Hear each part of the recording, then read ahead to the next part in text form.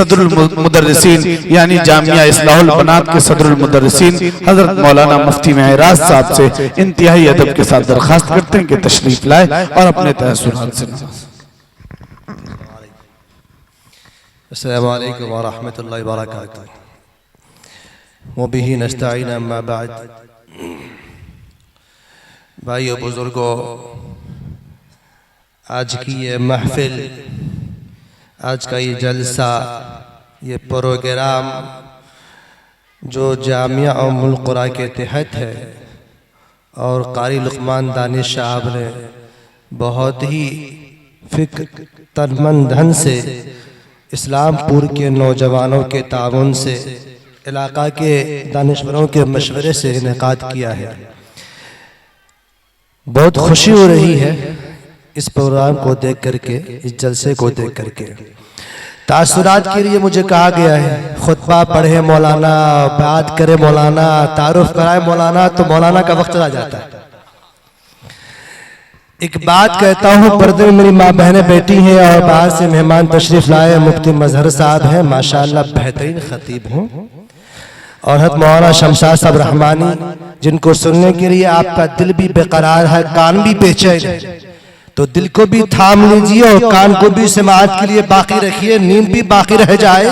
ये उलमा किराम कुछ बोले तो अपने दामन में समेट कर ले भी जाए घर को। और ये तालिबा जो भी आपके सामने बच्चियां पड़ी हैं, मेरी माँ बहनें पीछे हैं, आपका दिल कितना मचला होगा।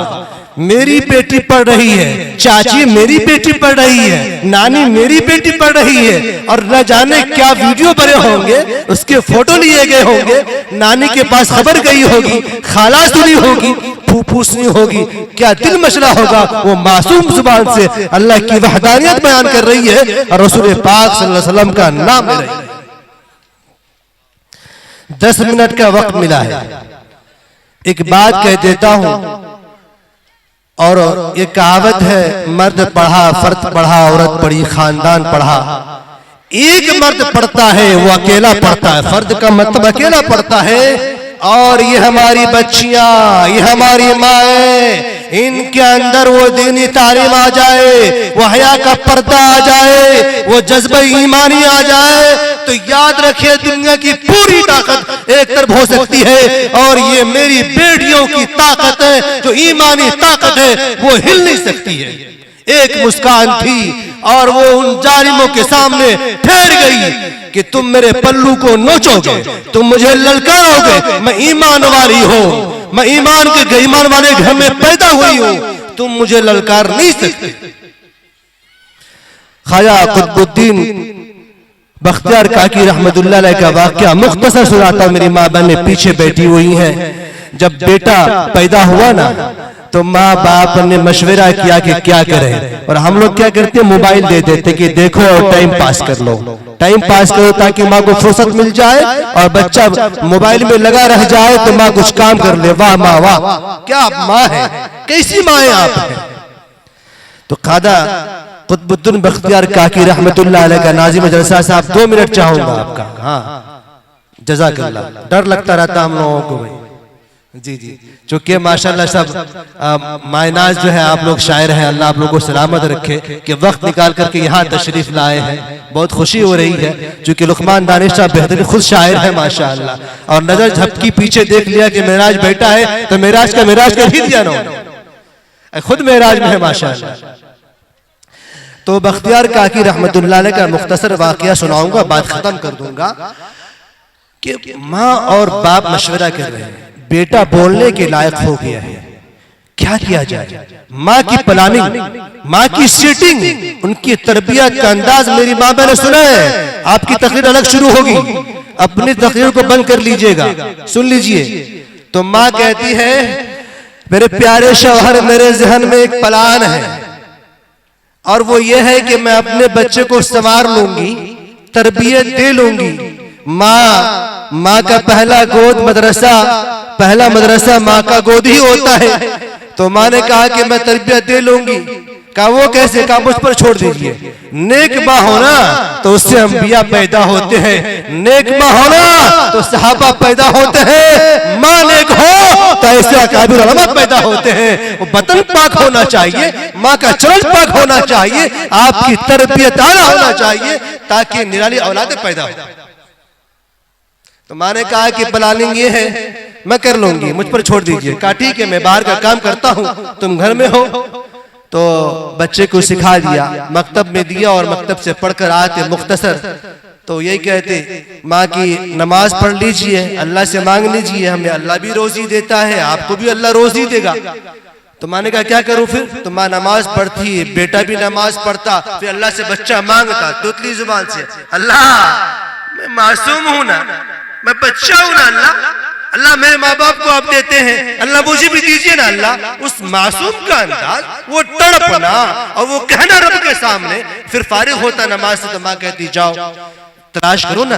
तो तलाश करते अलमारियों में, गुदरेजों में, बक्सों में, कभी यहाँ माँ रख देती, कभी वहां रख देती, बच्चे के यकीन को बनाने के लिए, ताकि बच्चा का यकीन ना हो जाए कि माँ छुपाती है। आय हाय, वो दिन भी क्या खूब था।